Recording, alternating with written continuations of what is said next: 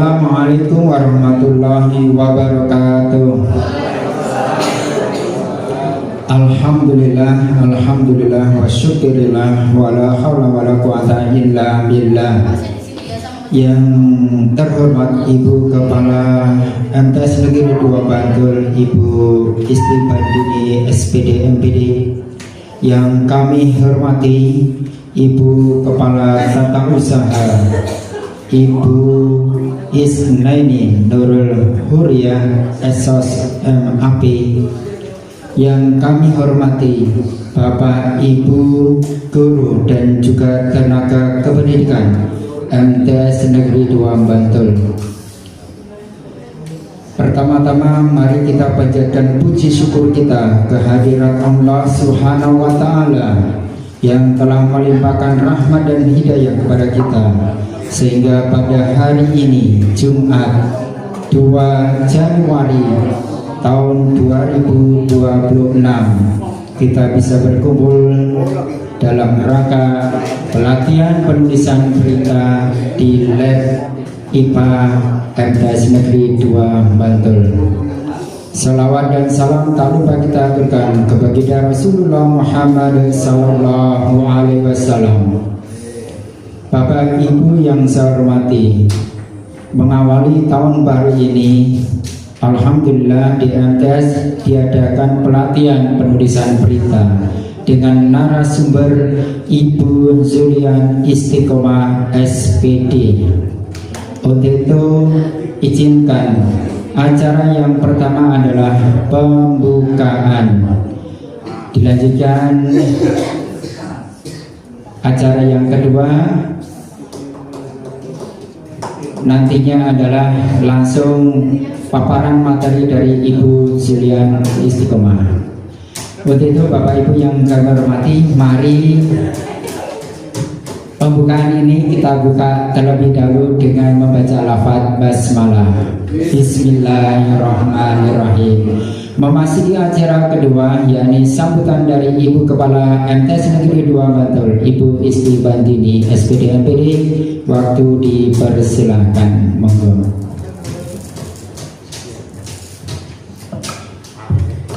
Assalamualaikum warahmatullahi wabarakatuh. Alhamdulillahirabbil alamin, wassalatu wassalamu ala asrofil anbiya'i wal mursalin sayyidina wa maulana Muhammadin wa ala alihi wa sahbihi ajmain, amma ba'du. Yang sama-sama kita hormati Ibu Kepala Tata Usaha Ibu Isnaini Nurul Huriyah Esos MAP. Yang kami hormati Ibu narasumber kita Ibu Humas Ibu Zulian Istiqomah SPD. Yang kami hormati Bapak Ibu Wakil Kepala Madrasah, dan yang saya hormati pula seluruh Bapak Ibu guru dan pegawai MTS 2 Bantul. Puji syukur mari senantiasa kita panjatkan kehadirat Allah Subhanahu wa Ta'ala yang telah melimpahkan rahmat dan hidayahnya sehingga kita masih bisa mengikuti pelatihan penulisan berita pada pagi hari ini. Salawat dan salam semoga tetap tercurahkan kepada junjungan kita Nabi Agung Muhammad Sallallahu Alaihi Wasallam, kepada keluarga, sahabat, dan semoga kepada kita semua yang hadir di tempat ini. Amin. Bapak Ibu yang kami hormati, sebelum kita ke pelatihan penulisan berita, ada beberapa hal terkait kemadrasahan yang ingin saya sampaikan kepada Bapak Ibu. Yang pertama terkait dengan SKP ya Bapak Ibu. Kemarin sudah saya sampaikan, sudah 2 hari yang lalu harusnya sudah selesai. Sampainya terima kasih atas kerjasamanya ya Bapak Ibu. Karena sudah tanggal 2, kemudian kita tanggal 5 sudah dilimited. Tanggal 5 sudah harus selesai semua ya Mbak. Terima kasih atas kerjasamanya. Walaupun sudah mundur 3 hari ya. Harusnya tanggal 29 di awal. Untuk yang Kortek nanti kan, untuk yang P3K udah selesai semua nggih.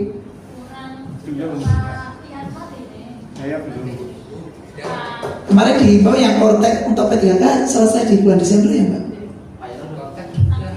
Sudah. Aktivasi Kortek sudah? Yang belum Sinten? Saya belum. Lah gimana? Kemarin ada dialog yang P3K kan di Desember.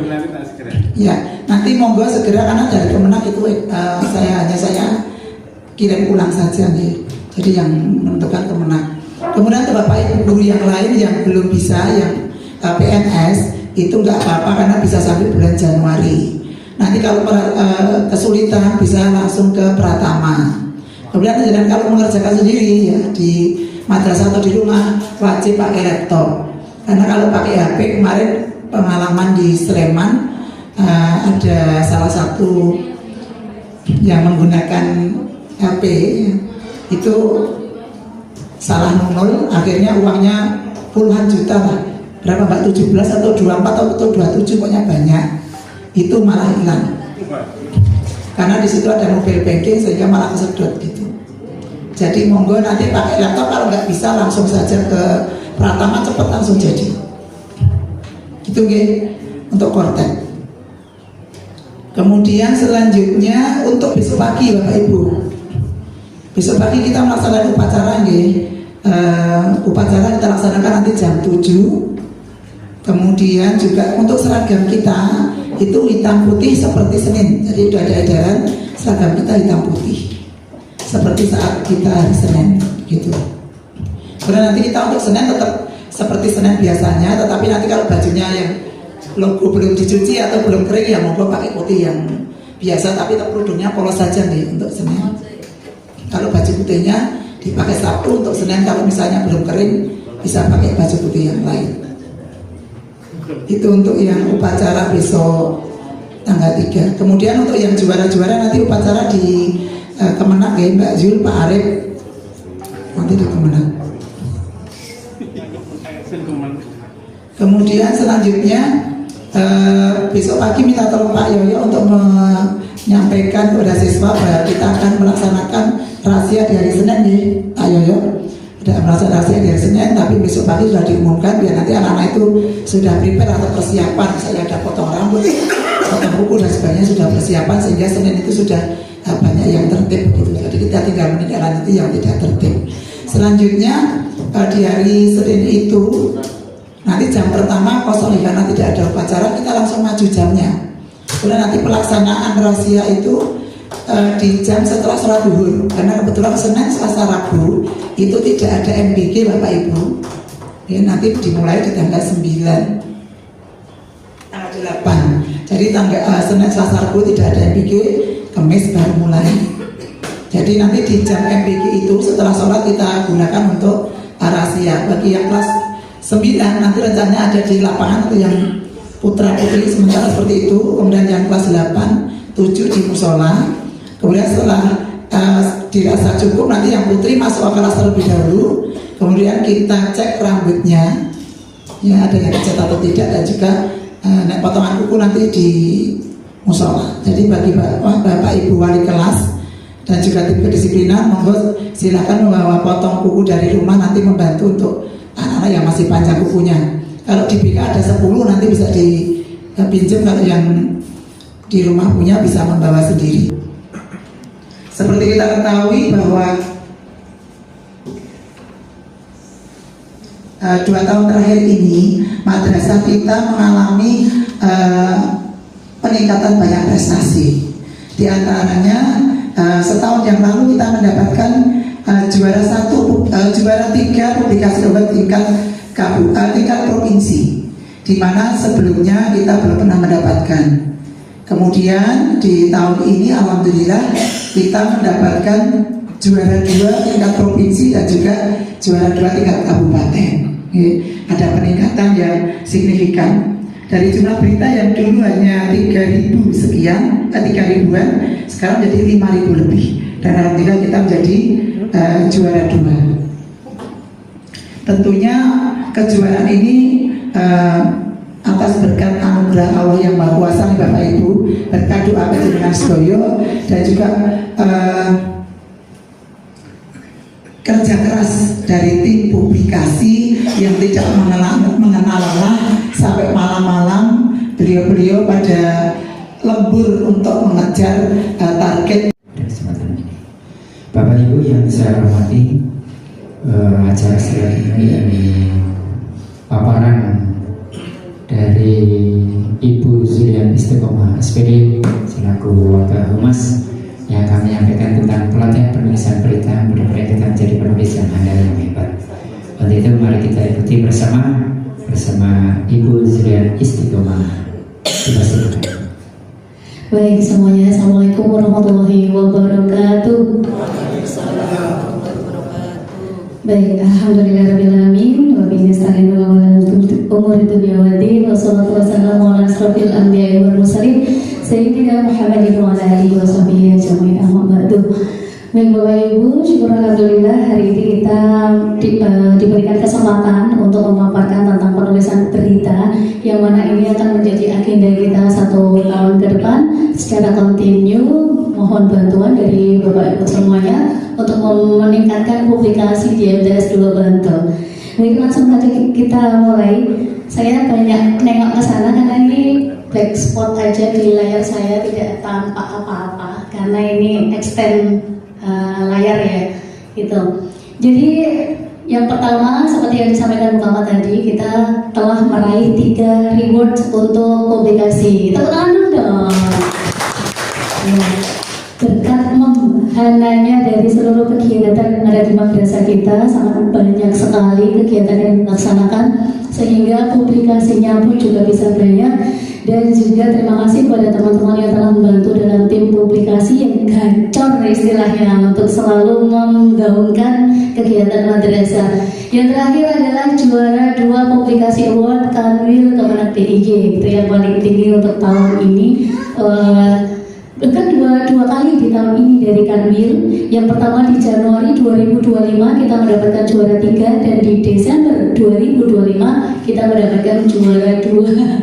Jadi memang Kanwil memberikannya, kalau yang kemarin tahun 2024 diberikan di Januari 2025, sementara sekarang yang tahun 2025 diberikan di Desember, dan kemungkinan nanti 2026 diberikan di Desember 2026. Dan Bapak Ibu next aja ini. Nah, ini capaian grafik dari jumlah publikasi kita. Ini sudah saya gambarkan bagaimana meningkatnya publikasi di MTS 2 Bantul, dan terima kasih sekali ini juga berkat support dan bimbingan dari Ibu Kepala Madrasah tentunya yang tak kenal lelah memotivasi kita semua untuk selalu melaksanakan kegiatan-kegiatan positif dan menggaungkan segala kegiatan kita di media sosial, media daring, media cetak. Kalau kita lihat tahun 2024 itu media sosial Bapak Ibu itu ada YouTube, Twitter, Facebook, IG, TikTok, dan apa lagi? Sudah ya, itu. Dan YouTube. Nah, kemudian media daring itu ada Kompasiana, bisa Republika juga bisa, terus sama web MTS 2 Bantul. Kemudian media cetak dari koran, apa lagi? Joglo, Jogja ya, dan yang lain sebagainya. Nanti kalau misalnya kita bisa melebar ke cetak lebih banyak. Dan di oh iya, belum dibuat tahun 2023-nya. Ini baru saya buat tadi jam 11 malam Bu. Saya buat PPT-nya. Karena ketika Bu Kepala mengedarkan undangan itu saya masih redahan dengan agak cukung gitu ya. Itu terus akhirnya jam 11 malam gawe PPT gitu. Terus akhirnya bikin, kita selesai jam 1:30 terus tidur. Baik, terus untuk konsepnya Jazina ini meningkatnya terlihat sekali, kita meningkatnya 2 kali lipat ya, lebih dari 100% meningkatnya. Tepuk tangan untuk kita semua. Alhamdulillah, dan ini memang kata Mas Bram, Mas Bantul itu meloncat jauh gitu. Makanya kita punya headline, tagline besok kita haknya itu adalah melejit membahana prestasi mendunia gitu Bapak Ibu. Jadi itu sekaligus asa kita di tahun 2026. Kita berharap prestasi tidak hanya nasional, internasional, dan sudah diawali dari tim riset. Tepuk tangan buat Pak Yoyo dan tim. Luar biasa, sudah ada prestasi nasional yang sekarang masih proses ya Pak ya, masih proses. Pengumumannya belum. Bismillah aja, semoga kita mendapatkan prestasi internasionalnya gitu. Jadi benar-benar mendunia gitu. Nah, Bapak Ibu next aja, ini beberapa media publikasi, cetak, website, Kompasiana, Instagram, TikTok, YouTube, Twitter, Facebook. Ini beberapa ada link trinknya, dan link trinknya itu ada di deskripsi. Oh ya, ada di deskripsi grup info Mansanda. Nah, di sana ada linknya ya Bapak Ibu. Next aja, apa itu berita secara umum? Kalau kita mau ngejar Seok. Bapak Ibu, di bulan Oktober November itu hampir tim publikasi itu setiap weekend itu ada kegiatan di rumah di depan laptop menghasilkan puluhan berita yang harus dikejar biar target tercapai dan prestasi bisa dipertahankan. Tapi tahun ini kami minta bantuan Bapak Ibu semua untuk bareng-bareng nyengkuyung asa kita untuk publikasi ini sehingga kita bisa tetap mencapai reward di tahun yang akan datang nih. Nah, diantaranya menulis berita itu intinya Bapak Ibu biar tidak terlalu pusing, itu intinya adalah kita mewartakan kegiatan yang dilaksanakan di madrasah. Kita saja intinya ya. Iya, di MGMW bisa kegiatan di dalam maupun di luar ya Bapak Ibu. Kemudian poin pentingnya apa kalau unsur berita seperti biasa, kalau kita mau singkat adik simba apa, di mana, kapan, siapa, mengapa, bagaimana gitu. Itu rumusnya dari zaman SMP dulu dikasih tahu guru saya seperti itu dan masih relevan sampai sekarang ya Bapak Ibu. Adik simba apa, di mana, kapan, siapa, mengapa, bagaimana. Itu kalau nanti Bapak Ibu bingung merangkai kata-kata, yang penting Bapak Ibu sudah mengantongi 6 hal ini, itu masukkan di prompt AI saja Bapak Ibu, nanti sudah keluar gitu. Yang penting Bapak Ibu udah ada apa kegiatannya, siapa saja pelakunya atau sasarannya, kalau ada kegiatan workshop ya siapa narasumbernya, siapa pesertanya, seperti itu. Kemudian kapan dilaksanakan, di mana dilaksanakan, terus kemudian mengapa dilaksanakan. Nah, kemudian bagaimana itu lebih ke keterangan kita tentang kondisi saat pelaksanaan kegiatan adik Zimba. Kemudian ciri berita, kalau berita yang baik memang aktual itu terbaru. Tapi kalau misalnya kita belum bisa aktual ya tidak apa-apa, karena kita juga masih mengejar kuantitas ya Bapak Ibu untuk Kompasiana. Makanya kemarin ketika pemberitaan sudah 50 berita tapi baru sampai tanggal berapa gitu kemarin pembuatan beritanya, dan itu masih kita kejar terus sehingga semua berita, semua kegiatan kalau bisa tersampaikan di dalam berita. Selain Bapak Ibu itu memudahkan kita dalam mencari jejak kegiatan sehingga nanti ketika ada penilaian madrasah, entah PKM, entah akreditasi, entah apapun, kita bisa ngecek dari link, tinggal klik di situ udah ada keterangannya, ada fotonya. Dan itu yang paling penting, yaitu pemberitaan di publikasi di media sosial maupun daring itu sebagai rekam jejak kegiatan kita. Sebenarnya intinya itu. Karena kalau memang ada kegiatan yang lewat tidak kita beritakan itu kayak sayang banget gitu. Apalagi beritanya, kegiatannya bagus tapi belum diberitakan. Dan kami dari tim publikasi juga sudah saling mengisi. Yang satu sedang lowbat, yang satunya gacor. Yang satunya lowbat, satunya gacor lagi gitu, sehingga ada fluktuatif naik turun gitu dari semangat kami, dan alhamdulillah selalu terpompa, termotivasi oleh Fukamat. Tepukan bukan Bu Kepala Madrasah kita yang luar biasa. Nah, Bapak Ibu, sebelumnya di tahun sebelumnya kita nggak pernah mentarget untuk publikasi, kita mengalir sebisanya, dalam kurung seadanya, sebisanya, dan memang ketika tidak dalam kondisi terpaksa itu juga tidak akan kita istilahnya semangat full untuk mengejar gitu. Tapi ketika kita punya target kuat, dukungan yang kuat, insya Allah kita bisa kalau kita jalani dengan ikhlas dan semangat bersama-sama ya gitu. Baik Bapak Ibu, kemudian jenis berita, ada jenis berita straight news itu yang langsung, jadi singkat tapi langsung pada inti masalah gitu. Kemudian ada yang mendalam itu dikupas secara tuntas, itu bebas saja sih, nanti tergantung bagaimana moodnya Bapak Ibu ketika menulis berita ya. Yang penting basicnya 5W1H sudah ada di dalam berita gitu. Kemudian feature menampilkan sisi pribadi, kemudian opini juga bisa. Jadi lebih ke yang penting kegiatan tersampaikan, ada pendapat dari tokoh. Sebenarnya itu sih Bapak Ibu. Next ya.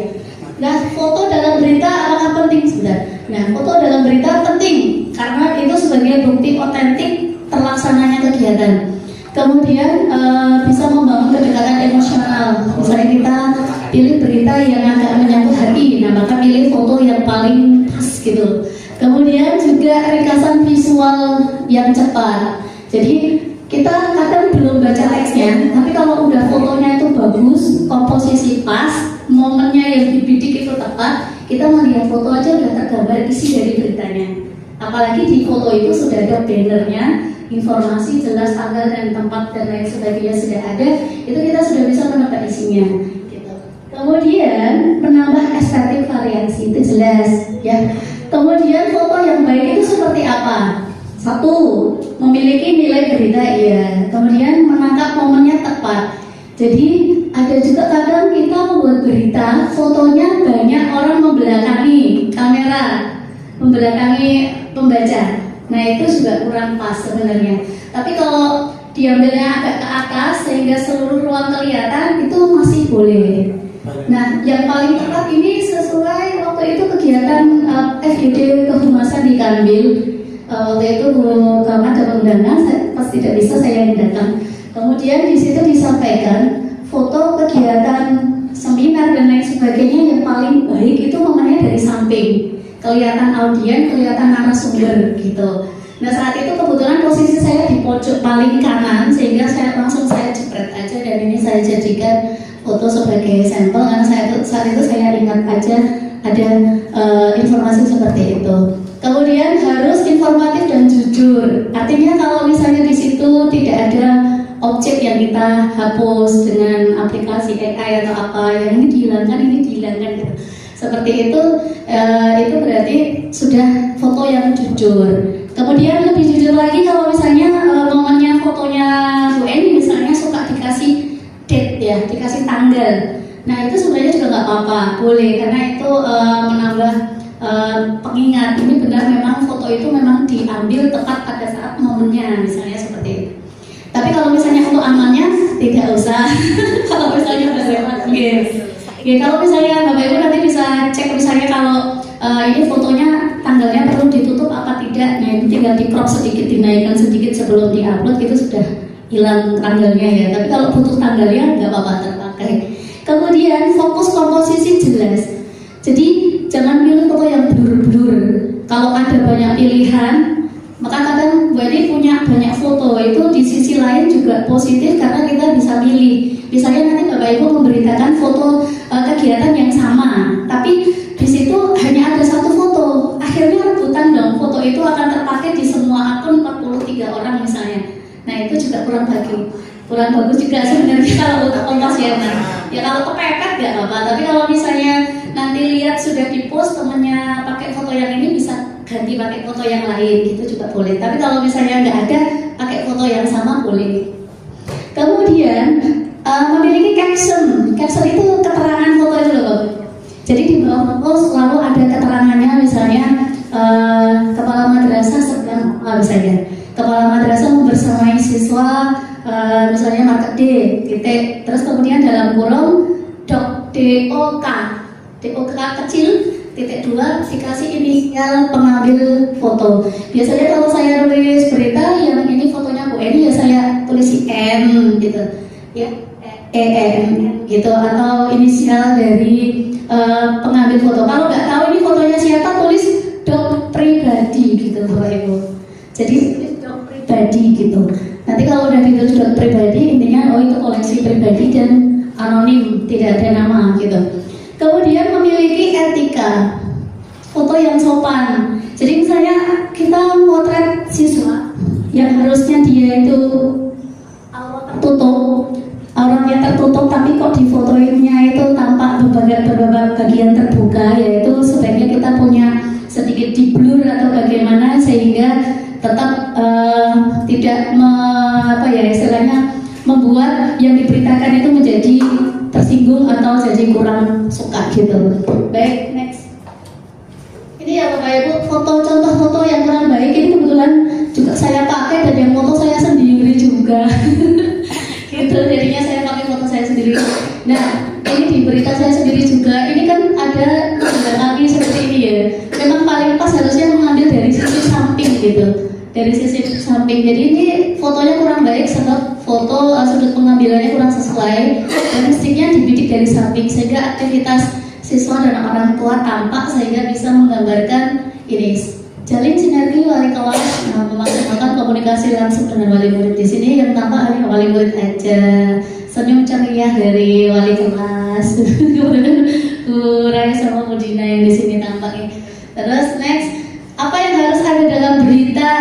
Tempat berlangsungnya peristiwa itu penting kalau di dalam berita Kemenak. Biasanya di berita selalu diawali dengan Bantul atau Gunung Kidul atau Yogyakarta strip. Yogyakarta strip, bukan dalam kurung ya, Yogyakarta strip. Kalau misalnya dalam kurung ini tempat pelaksanaan kegiatan, ini penulisnya dari Kemenak DIY. Jadi kalau misalnya mau model seperti ini berarti Bantul dalam kurung MTS 2 Bantul tutup kurung strip gitu. Tapi kalau misalnya tidak ada pun ini tidak apa-apa karena nanti di akhir berita selalu ada inisial. Bapak Ibu mulai memikirkan inisialnya Bapak Ibu. Kalau saya YIS, Yulian Istiqomah, 3 huruf. Jadi misalnya nanti Pak Agus Purnomo misalnya AGP, terus Pak Karya TG atau apa gitu ya, atau Yus nanti Pak Yus gitu. Kemudian teras berita ini paragraf pertama Bapak Ibu itu biasanya digunakan untuk menjelaskan inti dari beritanya, terutama 5W1H, 5W-nya itu 5W-nya yang ada apa, di mana, kapan gitu, dan siapa penyelenggaranya yang pasti sudah ada di sini. Kemudian yang penting juga sebenarnya harus ada adalah pendapat tokoh, membuat komentar atau pendapat tokoh seolah-olah menjadi narasumber berita. Jadi misalnya, wah ini sebenarnya nggak ngomong tokohnya itu, ya dibikin aja Bapak Ibu. Makanya kadang para pembuat berita itu juga kadang suka nggak enak di hatinya, kadang ini bukan ucapan aslinya, tapi kita bikin seolah-olah itu ucapannya beliau gitu. Yang penting positif. Iya, yang penting positif. Kalau kita caption dengan ucapan yang negatif itu bisa menjelekkan nama baik, nanti bisa kena UU IT juga ya. Gitu jadinya kita buat caption yang positif. Misalnya ini, pada prinsipnya seluruh proses sudah kita laksanakan bla bla bla bla bla. Ini dalam tanda petik ujarnya. Nah ini adalah pendapat dari Ahmad Bahij ya, yang disebut di sini. Dan Bapak Ibu membuat berita tidak harus pakai gelar. Ya, kalau misalnya judul berita itu jangan pakai gelar. Iya, tadi pagi masih saya lihat yang Bu Eni masih pakai Haji siapa gitu ya. Itu nggak usah pakai, langsung nama saja kalau untuk judul. Iya, Ahmad Bahij biasanya seperti itu. Tapi terus yang bawah misalnya kok nggak enak ya, ini pejabat penting ya nggak dikasih gelar, gimana di baris di pertama, paragraf pertama aja ketika beliau disebut pertama kali kasih gelar, selanjutnya tidak usah lagi kasih gelar gitu. Jadi misalnya mau diulang nama yang sama, cukup dengan misalnya Istibani SPD MPD gitu di awal di paragraf 1. Nanti paragraf 2 nama itu muncul lagi, tinggal Isti atau Istibandini gitu saja. Jadi tidak usah disebut lagi gelarnya di paragraf berikutnya. Begitu. Itu ya Bapak Ibu, intinya ya seperti itu aja tentang penulisan. Kemudian kita akan bersama-sama membuat akun Kompasiana. Bapak Ibu udah on semua laptopnya? Baik, yuk kita langsung ke Google. Ini saya nggak enaknya harus tengeng-tengeng gini ya Bapak Ibu, nggak apa-apa deh, kita langsung ketik www.kompasiana.com. Ya, www.kompasiana.com. Ini ya Bapak Ibu, kita klik, kita tunggu. Ini saya login dulu dari profil saya.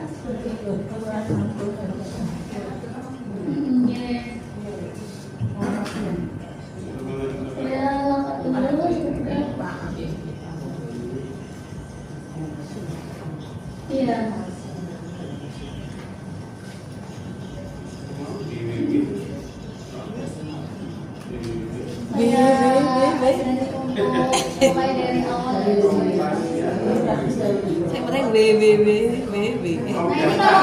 Kalau belum login seperti ini kondisinya, kompasiana.com.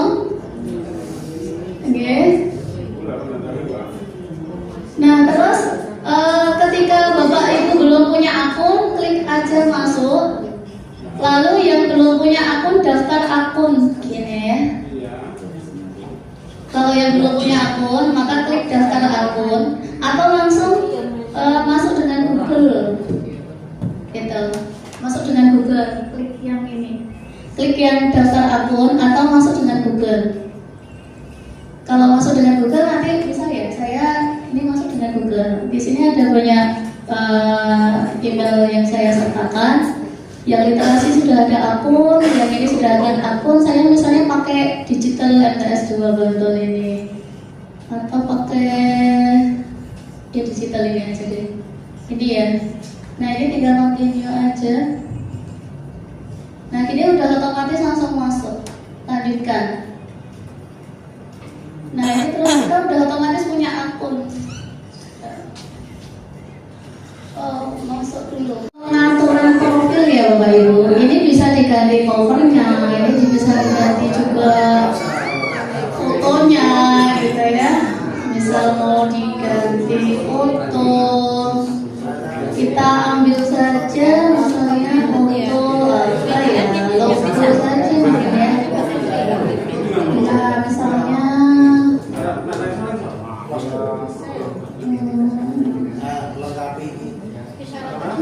saya foto aja deh, foto apa mau bebas aja. Nah ini, terus profilnya dilengkapi semacam email ini, isi dengan profil jabatan guru, gitu kan? Ini juga covernya ini juga bisa kita ganti juga, misal nih pakai ini.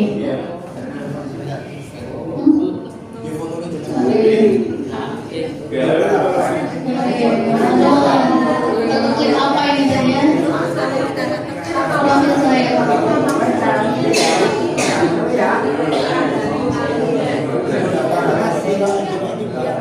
Jadi Bapak Ibu Kompasiana juga tidak hanya untuk mengetik berita kita saja ya. Jadi kalau Bapak Ibu sudah senang menulis, Bapak Ibu bisa kegiatan Bapak Ibu di PKK, di dusun itu juga bisa dibuat berita.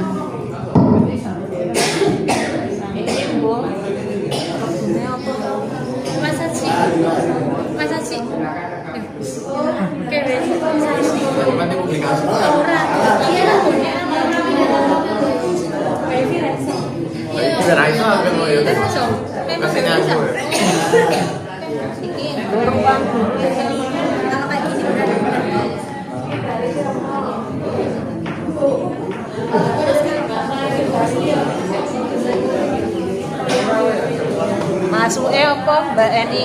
Kompasiana.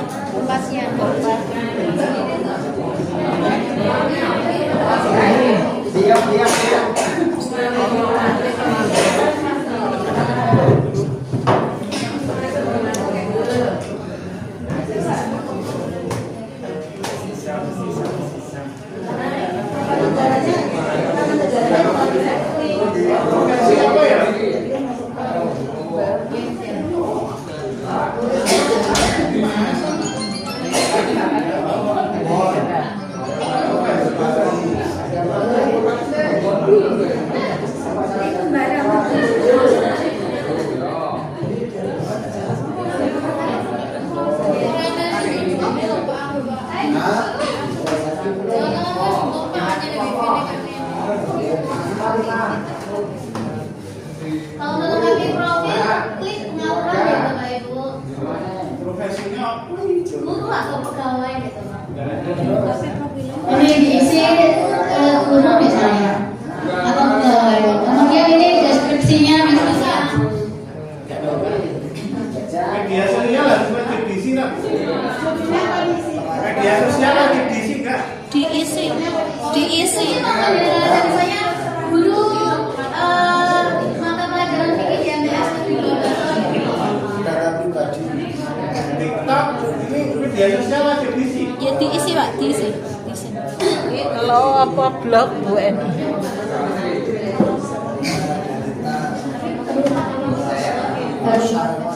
Kita belum buat link tree-nya lagi, harus pakai email yang lain. Iya. Apa ini ya? Iya.